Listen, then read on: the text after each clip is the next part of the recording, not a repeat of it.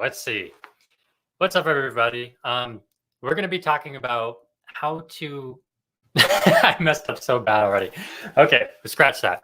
If you wanted to be a better investor, there are two ways that you can go about that. You could learn how to make more money, or you could avoid mistakes. And today we're going to be focusing on how to avoid mistakes.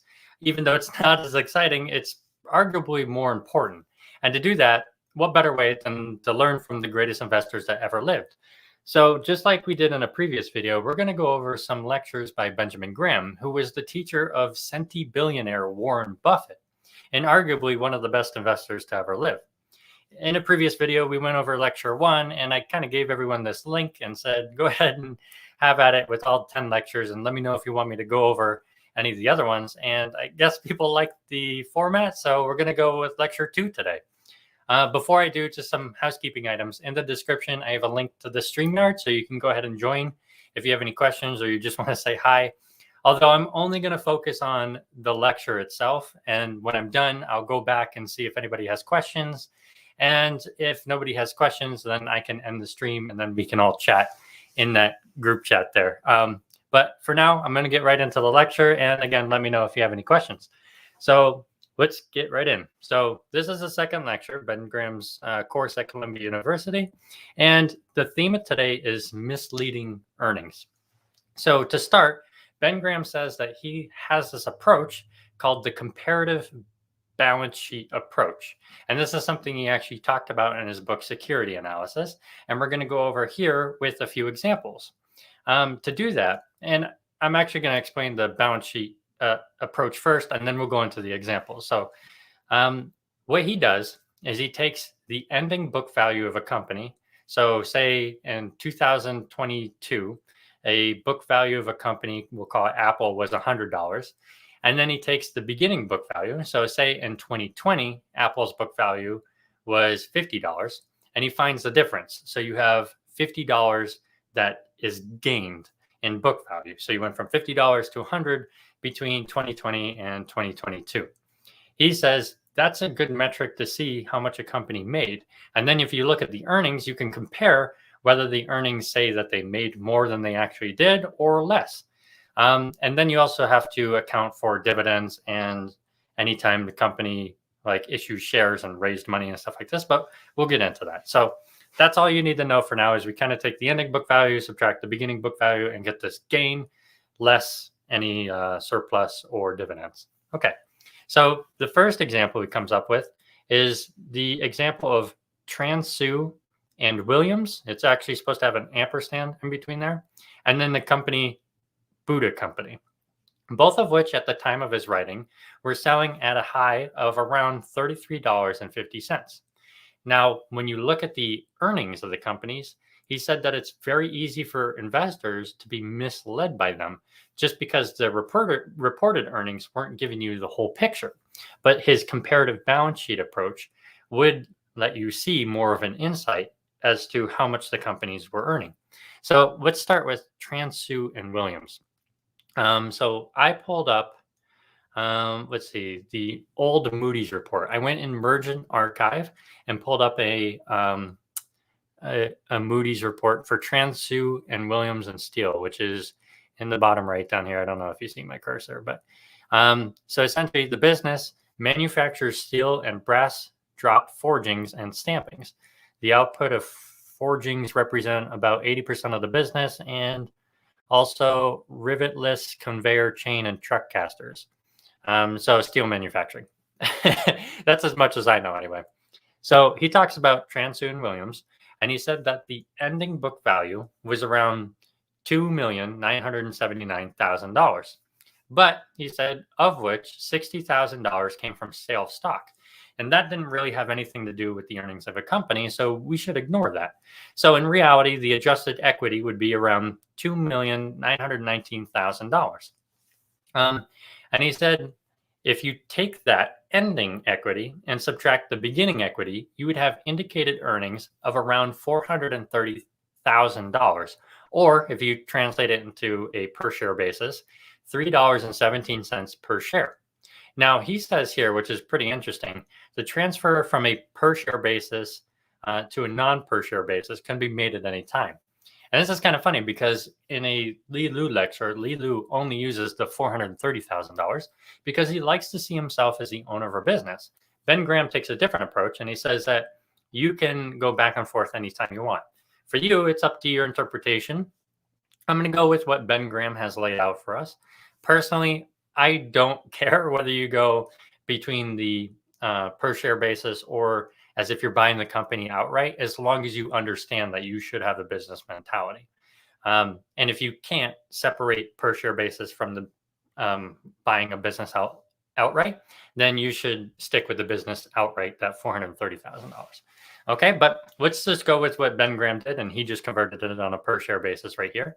And he said that the gain using the comparative book share approach, the book value approach, was $3.17 a share. But there's also dividends that were given out throughout the duration of having this study. And he doesn't give us dates right here, so we'll just kind of run with it. And he says, if you added the dividends back, you would have another $9.15 that have to be included in this gain that you would have made as an investor. Meaning that as a total, your balance sheet approach earnings was $12.32. But if you look at the figures that he has in the standard statistics reports, you would see that they added up to $14.73 for the 10 years. So that company actually lost $2.41 somewhere along the line. Essentially, let's go to the standard statistics report first and kind of show you the pamphlet or the paper that the students were looking at that we don't really have. So what is a standard statistics report? So Standard & Poor is what it's known as today. But just to give you a little bit of a history lesson, Henry Varnum Poor first published the history of railroads and canals in the United States in 1860 as the forerunner of security analysis and reported to be developed over the next century. Standard Statistics formed in 1906, which published corporate bonds, sovereign debt, and municipal, as it's called, muni bond ratings. And then Standard Statistics merged with Poor Publishing in 1941 to form Standard & Poor's. So Standard Statistics is essentially a report that you get that gives you a general sense of the company. So if I click here, I actually found a dated one through Google Books, which is becoming quite the resource for me recently. But anyway, you can see Standard Corporation Service at the top, and it says copyright 1919 by the Standard Statistics Company. So essentially what you're not seeing that the students have is a report kind of like this, where it lists the company, some details about the company and what they're doing. You would have an income statement, some kind of balance statement. You might see earnings to the side. So this is kind of what I would believe the students are looking at when they're doing their math. I just could not find, unfortunately for you guys, I didn't mean to say guys, for everybody, sorry, Transu and Williams and Buddha when he was looking at it, unfortunately. But that's kind of what I'm looking at here. So when he did his balance sheet approach, he said that the company made $12.32, but when he was looking at this standard statistics report and he looked at earnings, which let me give you an example off the right here, net profits probably, or maybe probably total profits there. He saw that the difference was $14.73. So he said, clearly there's some kind of deficit. The company didn't make $14.73 on its book value. It lost the $2 somewhere. Okay, but now let's look at the Buddha company. So I pulled up a Moody's manual for the Buddha company, which is right here. And I believe this to be true. I might be wrong. So let's look at the business. It manufactures steam and street railway supplies and parts, including track drills, jacks, gates, replacers, frogs, etc. Internal combustion, gasoline, and diesel engines for commercial automobile farm users, and etc. So another kind of like steel manufacturing company. So what was the result of Ben Graham using the balance sheet approach versus what he was seeing in these standard statistic reports? So what he said is he found the difference in equity increased by $4,962,000 or $25.54 per share. The dividends were $4.20, meaning that his balance sheet approach showed a gain of $29.74. But when you look at the standard statistics, you'll only see $24.57. which means even though the earnings said that they went up nearly $25, the balance sheet was saying that it went up almost $30, which is even better than what the earnings are displaying, which is really good, right? So then he goes on to say, what could possibly be the difference for why the earnings aren't reflecting what's happening to the balance sheet? So he said, if you ask the reason for the difference in the results in these two companies, you would find it, of course, in the treatment of reserve items. So what is a reserve item? I don't think we see that anymore. So what it says here is, I looked up what is continuing reserve balance sheet. And it says it's funds set aside to pay for future obligations. So imagine you had a lemonade stand, and the lemonade stand, if you total up all the assets and the liabilities and all the lemons and the value of the pitcher in the stand itself, and it was worth $100. So this is the book value. And it was selling for $200. That's the market value. And it was making $10 a year. Okay, $10 a year. Okay, let's pretend we had a lemonade stand that was just like this. So I'll put earnings. Earnings. Okay, and let's just say that this lemonade stand company only bought lemons one time during the year. And what they did is they kind of froze the lemons, and they had to kind of save up for the purchase of the lemons and kind of negotiate the lemons when it came due every single quarter. So instead of thinking it as like $10 a year, we'll say that quarter one, quarter two, quarter three, and quarter four, the company was making $2.50 pretty evenly. We'll just say this is a remarkable lemonade stand company, and it was making $2.50 every quarter. Now let's say that every year it had to pay the $4 to buy lemons. So it would set up reserves to save up for that every single quarter of, we'll say, $1, right? So $1, $1, $1 for a total of $4. Now, when we look at the earnings per share, it wouldn't be $2.50. It would actually be $1.50. What Ben Graham discovered when he was looking at how they were handling these reserve items was that with Transu and Williams, they were underestimating how much they would need to save to buy the lemons at the end of the year. And in the Buddha company case, they actually overestimated it. So let's just take it one at a time. So Transu and Williams, they would say, okay, I'm going to save up $1 every single quarter. But when it came time to buy the lemons, instead of it costing $4 and the renegotiations, it actually cost them $5. So their earnings looked a lot better because they weren't good at projecting how much it would cost them to buy lemons in our example. However, in Buddha's case, they said, okay, it is going to cost us $1, but it turns out that it was only 50 cents. That leaves them with more earnings than they actually said.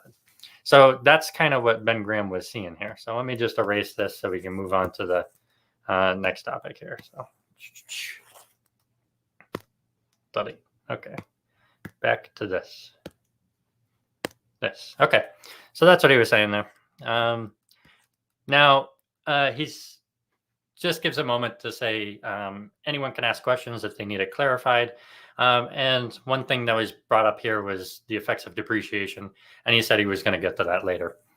So let's move on, where he said, okay, now to give you another example of this balance sheet approach, remember Curtis Wright from the earlier lecture? And if you want to see our example of Curtis Wright, you can see our previous video.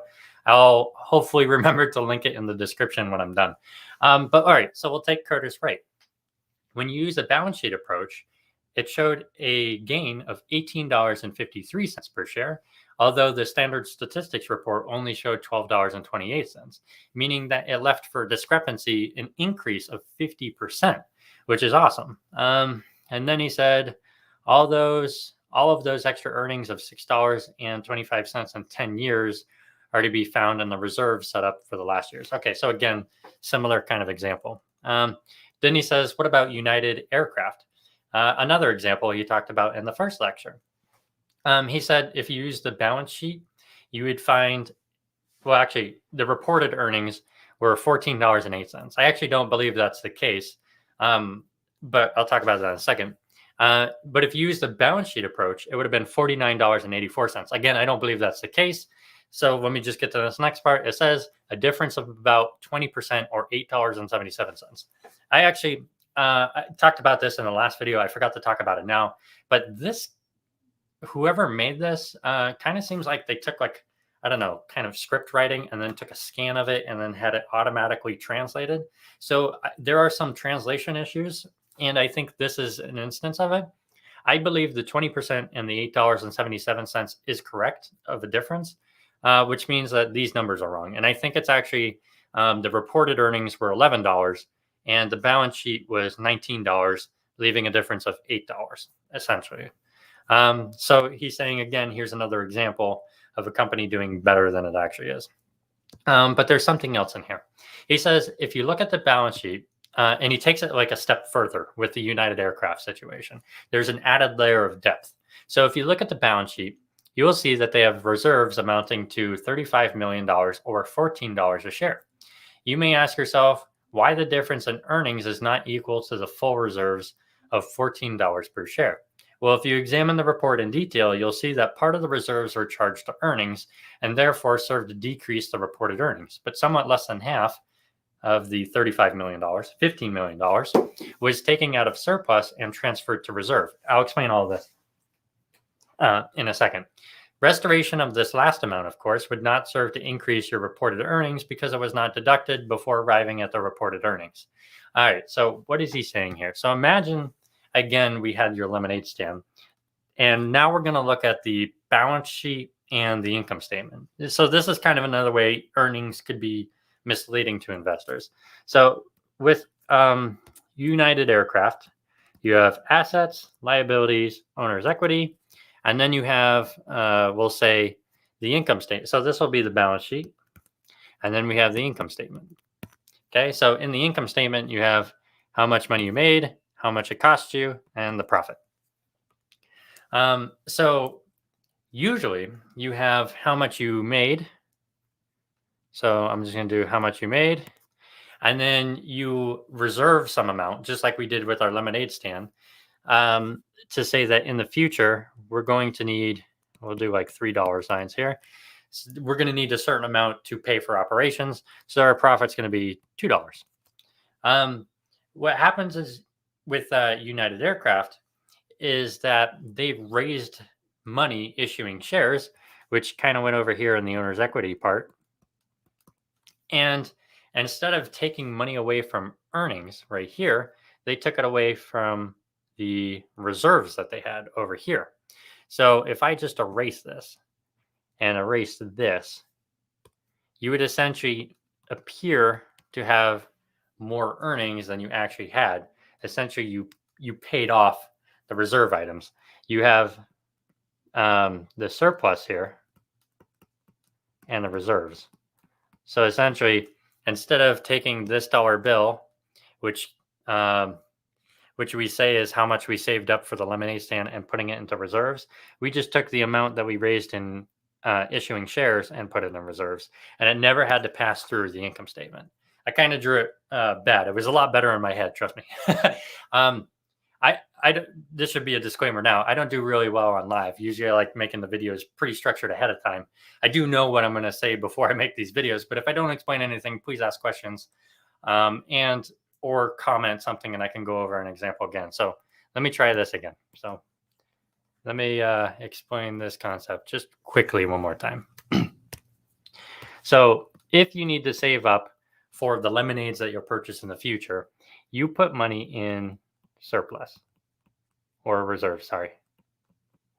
You put money in reserves. Okay, so in the future, we're going to need that money goes in the reserves.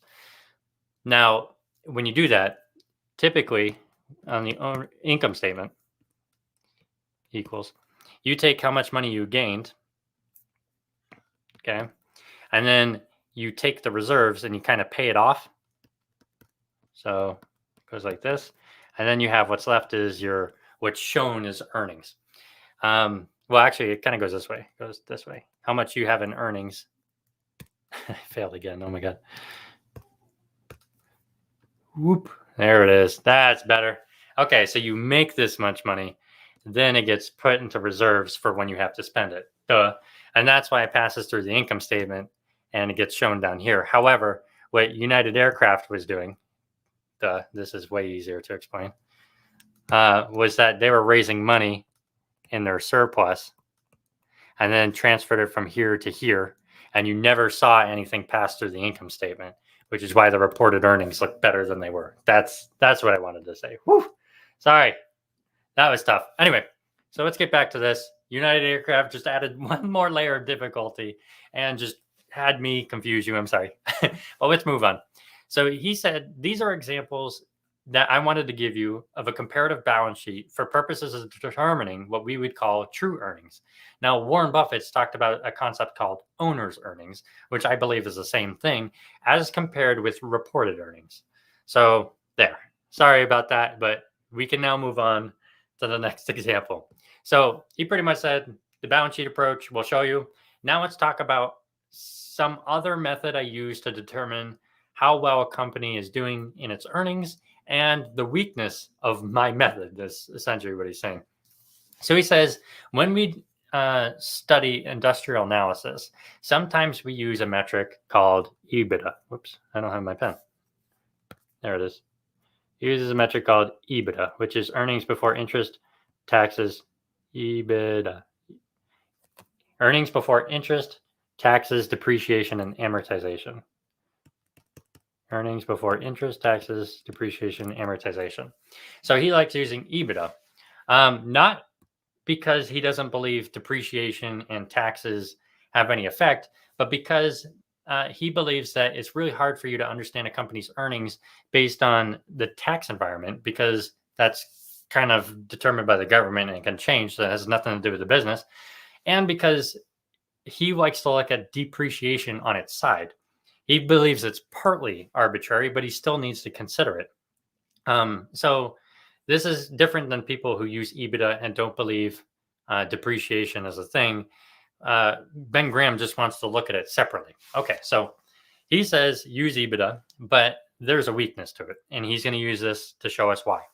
So if you take the Denver Railroad Company, which is mentioned right here, Denver, and you look at the company's earnings from 1945 and 1944, this is what you'll see. You'll see, let me just draw a little diagram here, where this is 1945, and this is 1944. You'll see that operating revenue was $74.8 million in 1945. So let's do 74.8. And what do you say? Operating revenue. But in 1944, it was $70.3 million. Then he said that if you look at the standard statistics reports, and he's got to give you interest, the Ebitda, you'll see in 1944, it was $23 million. Okay, so $23 million is undo. 70.3. So Ebitda, I'm just going to put E for now, was 23 million in 1944. And in 1945, it was $27 million. Okay, so you're looking at this and you're like, all right, so in 1944, the company did all right. In 1945, it did even better. But when you look at the company's earnings, and we actually don't get this number, but in 1945, it was a negative number, and in 1944, it was a positive number. So let me just switch that around. So let's do, we'll just say EB for Ebitda, and then E for earnings. In 1945, it was a good number, and in 1945, it was a negative number. He says when you look at the standard statistics report, it looks like you went worse because you went from a good number to a worse number. But if you use my Ebitda, you see that it went from a lesser number to a better number. So what's going on here? There's some kind of misleading going on. Is it my analysis tool that's broken, or is it the reported earnings? So he said, if you have Ebitda that looks pretty good, and then the earnings are messed up, then it's clearly either taxes or depreciation or both that's causing these numbers to go askew. So he said, what's going on here? Well, if you look at depreciation first, in 1945, they accumulated $16 million in depreciation, where in 1944 it was $6 million. That's a $10 million difference. What happened there? Now, if you look at taxes, they had an income tax bill. You would think that if they had a huge amount of depreciation in 1945, that they would have some kind of income tax reason for doing so. There might be some benefit for that. Well, he found out that the tax bill was $10 million, where last year was $5 million. So clearly, both depreciation and taxes were far greater in 1945 than they were in 1944. So he said, we need to look at that and figure out why. So let me just hit this right here and scroll down. Okay. So like I said, it'll raise two questions. And the first of which, we'll start with depreciation, can be easily understood. In 1945, all the railroad companies took full amortization of emergency facilities right there. And therefore, they all had higher charges in 1945 than they did in 1944. Ben Graham also, as a digression, just as a quick aside, said he didn't really see a good reason for it. Because if you think about like the tax benefit of doing so, imagine you had like this bucket and your tax benefit was blue, red, green, and rainbow. He said if all the companies took their full depreciation tax credit, that they would be capped at some extent. So they would put in this year the blue, the red, and the green, but they would lose out on this rainbow. However, if the companies would have taken the tax benefit in multiple years, they would have been able to get the red, the blue, the green, and the rainbow. Okay, they would have been able to get the entire tax benefit rather than taking a large upfront one. So that's what he was saying as an aside there. So then he jumps back to taxes real quick, and he says, well, if you're taking this huge depreciation expense that the entire industry is doing, there must be some kind of tax benefit for you there, right? But what he said is, after all, we've never heard of a company which had a deficit of $7 million and had to pay $10 million of income taxes. That $7 million is the earnings that we don't see and is in the standard statistics report right here. That's essentially at that bottom part. So the first important item is that $7 million of the 1945 tax, which was $10 million right there, actually came from tax deficiencies in the previous year.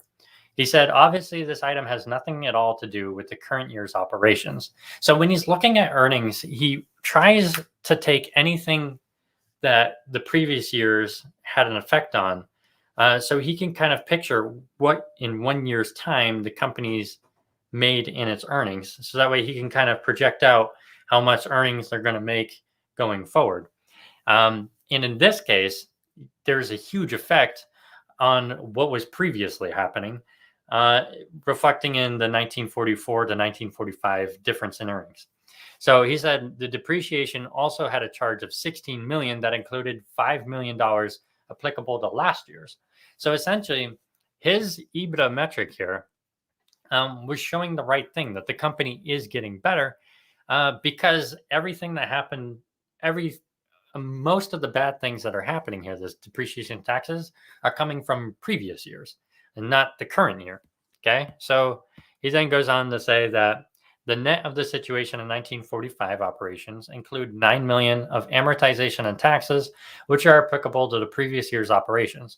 If they were eliminated, instead of having a loss of $7 million, which again, we don't see, but this is what we're being told, instead of having a loss of $7 million for the year's operations after taxes, they would have had a profit of almost $2 million. So clearly his way of showing earnings was better. However, there is still something fishy going on. He said, I can follow that explanation up to a point which isn't clear. The taxes that they accumulate as belonging to 1945 still amount to almost $7 million that they would have to pay. But if their net earnings after taxes were really $2 million. This 1945 tax should have been around $1 million. So clearly there is a $5.6 million not accounted for. Essentially what he's saying is if you use his method and compare it to what's being reflected and what's being told to us by the management, there's still some discrepancy there. So he doesn't get the full picture, but he can kind of unfog the mess there. So to end, and this is pretty much the end of the thing, he says that one thing is quite clear now to get back to the nub of the situation. These items are semi-manipulative, you might say. They have very little to do with the actual operating results of the Denver. Hence, if you want to use the 1945 results in an evaluation of the system's earnings power, you obviously must give your primary attention to the $27.7 million earned before taxes and depreciation compared to the $23.4 million in 1944. So in summary, his method prevented misleading himself from understanding the actual earnings because he wasn't able to be affected by anything that was happening in the past affecting what he's being shown in the current earnings, if that makes any sense at all. But then he goes on to say that in 1946, the Denver is not doing well. Few roads are doing well. So essentially what we're seeing with this Denver is that, yes, they could have made this $1.8 million profit, but there's still this $5.6 million not accounted for. And they have so much baggage from previous years that it's hard for them to get anywhere going forward. So clearly the earnings are misleading us. And even if we comb through them, there's still some room for us to be confused. So that's it. And that's his misleading earnings lecture 2, and his concept of the balance sheet approach. So pretty sure I should have questions. So let me just jump in the StreamYard and see if anybody had something. So I have Tamika Fricks. Hello, Vum today.